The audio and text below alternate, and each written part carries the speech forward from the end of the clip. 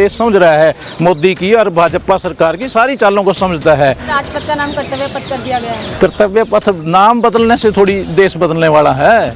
कर्तव्य देखिए आप किस वर्ग के लिए पूरा कर रहे हैं। कर्तव्य तो आप देश को तोड़ने का कर रहे हैं। देश को जोड़ने का कर्तव्य अगर आप करते, देश के जनता के टैक्स से पैसे से खड़े करे हुए हमारे संस्थान थे, उनको आप बेचने का काम कर रहे हैं, तो कर्तव्य आप किसके पक्ष में कर रहे हैं? ये देश तो दो हैं, आप तो अंबानी अडानी पूंजीपतियों के कर्तव्य पूरे करने के लिए काम कर रहे हैं। देश नाम बदलने से क्या बदलने वाला देश? जनता को एक प्राउड फील होता है, गर्व फील होता है जिस पर चलते हैं कि हमें अपने कर्तव्य के प्रति हम जागरूक हैं या उनकी प्रेरणा मिलेगी।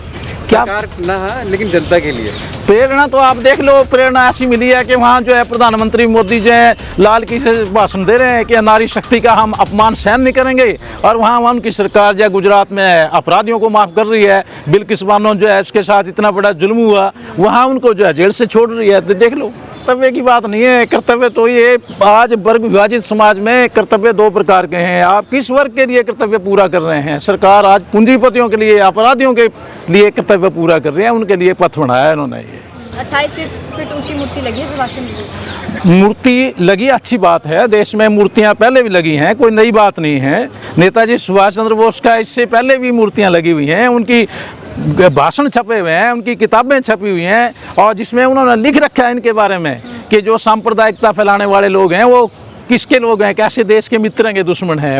नेताजी सुभाष चंद्र बोस को पढ़ करके मोदी जी बता दें कि उनके बारे में क्या क्या रखा है।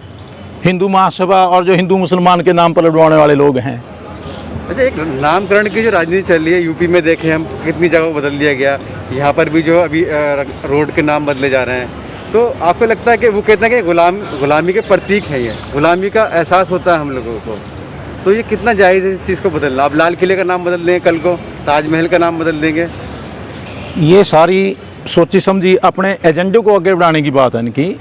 अभी सेंट्रल विस्टा रखा है, बताइए ये कौन सी हिंदी भाषा में है? लागत है उसमें। हाँ, ये कौन सा हिंदी भाषा में है? ये भी तो इंग्लिश का नाम है। अगर इतनी गुलामी की मानसिकता की बात करने वाले होते तो सेंट्रल विस्टा का भी नया नाम आता है। ये नाम बदलने की राजनीति जो है, नाम है सेंट्रल विस्टा। हाँ, बस ये तो सांस्कृतिक नाम रखते हैं, हाँ, हिंदी नाम रखते हैं, और कोई रखते तब तो बात बनती इनकी। इसी से पता चल रहा है ये सिर्फ मतलब अपना नाम चमकाना चाहते हैं कि मोदी ने नई बिल्डिंग बना दी, बस, और कुछ बात नहीं है। अभी कांग्रेस पार्टी ने भारत जोड़ो यात्रा शुरू की है कश्मीर से कन्याकुमारी, इस पर आप क्या कहना है? आज भारत जोड़ने का मतलब जो है यात्राओं से भारत जोड़ने वाला नहीं है। देश में जो विद्वेष पैदा हुआ है, ये प्रक्रिया चली है पीछे से, और उसके लिए कांग्रेस भी जिम्मेदार है पूरी तरह से। ये जो बेशक उसने मतलब कि नर्म तरीके से सॉफ्ट हिंदुत्व प्रयोग किया हो, और इन्होंने हार्ड हिंदुत्व प्रयोग कर रहे हैं आज जो ये फासिस्ट तरीका लेकर के, लेकिन ये प्रक्रिया कहीं आसमान से नहीं गुजरी है कि मोदी एकदम आसमान से आ गया। ये प्रक्रिया पीछे से देश में चली हुई है। तो हमें समझना पड़ेगा कि देश को अगर जोड़ना है तो देश को जोड़ने का एक ही तरीका है कि देश को जोड़ने वाले असली जो शक्तियाँ हैं वो मजदूर और किसान हैं और मेहनतकश लोग हैं। जब वो आंदोलन करेंगे, जब वो सरकार की नीतियों के खिलाफ लड़ेंगे, अपने अधिकारों के लिए लड़ेंगे। और मैं कहता हूँ भगत सिंह ने एक बात कही थी, बड़ी अच्छी बात याद रखने की है, ऐतिहासिक बात है। कहते भी हमारे देश का जो बेड़ा गर्क किया इन धर्मों ने किया है। तो आज हमारे देश को अगर बचना है तो मैं समझता हूँ कि अगर मजदूरों के, किसानों के, मेहनतकश लोगों के आंदोलन खड़े होते हैं और इन तमाम लोगों को जो जाति धर्म पर लड़वाने वाले लोग हैं, देश को तोड़ने वाले लोग हैं और देश की जनता का शोषण दमन करने वाले लोग हैं, उनको उखाड़ फेंक देंगे और एक बेहतर समाज बनाएंगे जैसा भगत सिंह ने इस देश में देखा था, तभी देश बचेगा, तभी देश जुड़ेगा, तभी एकता बनेगी। नहीं तो ये सारी ये मतलब 19-21 का फर्क लगा करके नकली बातें हैं, ऐसे देश जुड़ने वाला नहीं है। इसके लिए तो वो लोग भी जिम्मेदार हैं इस प्रक्रिया को आगे बढ़ाने में। लेकिन जिस तरीके से आप देख रहे होंगे कि राहुल गांधी की एक टी शर्ट को लेकर विवाद हो जाता है, लेकिन जब मोदी जी 10 लाख का सूट पहनते हैं उसको आप किस तरीके से देखते हैं? ये नकली बातें सारी, मतलब ये कि आपका विपक्षी आदमी है, टी शर्ट पर सवाल उठा देंगे, ये सिर्फ दिशा भरमाना चाहते हैं भी। एक जो है ना विपक्षी आदमी का जो है ना मजाक उड़ा करके दिशा बदल दो, इससे दिशा बदलने वाली नहीं है। देश समझ रहा है मोदी की और भाजपा सरकार की सारी चालों को समझता है, कैसे कैसे जो है विपक्ष को बदनाम करने के लिए उनके खिलाफ जो आवाज़ें उठती हैं उनको झूठे सच्चे केस बना करके जेल में ठोकने की जो इन्होंने नीति ली हुई है, इस देश को अब देश समझ रहा है।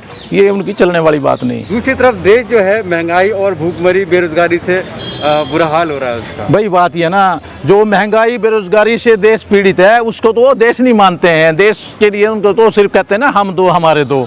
तो एक तरफ तो भाई मोदी और शाह हैं, दूसरी तरफ अंबानी अडानी हैं, उनके लिए तो देश और कहीं है ही नहीं है। उनके मंत्री भी कह रहे थे अभी पार्लियामेंट में कि महंगाई तो है ही नहीं, और कोरोना काल में जो 80 करोड़ लोगों को खाना दिया है मोदी जी ने, तो उनका धन्यवाद करना चाहिए मोदी जी को। मोदी जी को धन्यवाद कहना चाहिए लोगों को, इन्हें 80 करोड़ लोगों को खाना पहुंचाया। सिर्फ खाना पहुंचाया, इसी से साबित होता है कि अगर 80 करोड़ लोगों को आपने खाना पहुंचाया है तो देश में गरीबी कितनी है, बेरोजगारी कितनी है। अगर देश खुशहाल होता है, कोई महंगाई बेरोजगारी का असर नहीं होता, तो आपको ये खाना पहुंचाने की जरूरत नहीं थी। इससे साबित हो रहा है कि देश में गरीबी, महंगाई, बेरोजगारी चरम सीमा पर है, आज इसका आपके पास कोई जवाब नहीं है। 43,000 मजदूरों ने आत्महत्या की, जो दिहाड़ी मजदूर होते हैं। हम निजीकरण उदारीकरण नीतियों की बात करते हैं, 1990 में नरसिम्हा राव सरकार ने बनाई थी। क्या अटल बिहारी वाजपेयी की सरकार ने उसको आगे नहीं बढ़ाया? जो पेंशन मिलती थी हमारे कर्मचारियों को, ओल्ड पेंशन स्कीम, तो अटल बिहारी वाजपेयी ने बंद की है। उसके बाद उन्हीं नीतियों को आगे मोदी सरकार ने आगे बढ़ाया है।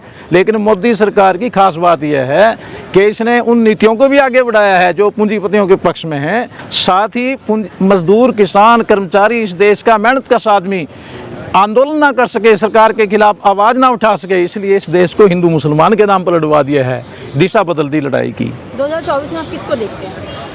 2024 में अभी हालात देश के जैसे आज चल रहे हैं, तो देश जो है धीरे धीरे समझ रहा है कि जो मजदूर और किसान के खिलाफ सरकार है इसका भंडाफोड़ होता जा रहा है। और लोग जो हैं, अभी जो लोग कल इनके पक्ष में भी थे, आज खुद कह रहे हैं कि हमने बड़ी गलती की है कि हमने मोदी की पार्टी को वोट दिया है, हम कम से कम इनको तो जितवाएंगे नहीं। आज तो कहते हैं कि कितनी महंगाई हो जाए, बेरोजगारी कितनी बढ़ जाए, हम तो देंगे बीजेपी को ही वोट। भाई बात तो है ना, कहते हैं ना सावन के अंधे को हरारा दिखाई देता है। तो अंधभक्तों का तो देखो कुछ कहना नहीं है। जिनमें दिमाग होगा, जिनमें ये पता होगा कि मेरे अंदर मजदूर का और किसान का खून काम कर है और आत्मा उसके अंदर मजदूर किसान की है, वो नहीं कहेगा, सिर्फ अंधभक्त कह सकता है। पिछली सरकार की देन है महंगाई, ये कहना है इनका। देखो बात यह है, महंगाई जो है इस देश में, ये प्रत्येक सरकार इसके लिए जिम्मेदार रही है कम ज़्यादा मात्रा में, और ये पूंजीवादी व्यवस्था की देन है। और ये पूंजीवादी व्यवस्था जब तक चल रही है महंगाई तो बढ़ती जाएगी। पूंजीवादी व्यवस्था जिम्मेदार है। आज जो है खाद के भाव तय करने हैं, क्या किसान के हाथ में है? आज जो है दवाइयाँ जो हम खेत में डालते हैं, क्या उसके भाव तय करने हमारे हाथ में है? या डीजल का भाव तय करना हमारे हाथ में है? ये तो सारा पूंजीपतियों के हाथ में है। खबरों में बने रहने के लिए फोरम 4 को सब्सक्राइब करें और नोटिफिकेशन पाने के लिए बेल आइकन दबाएं।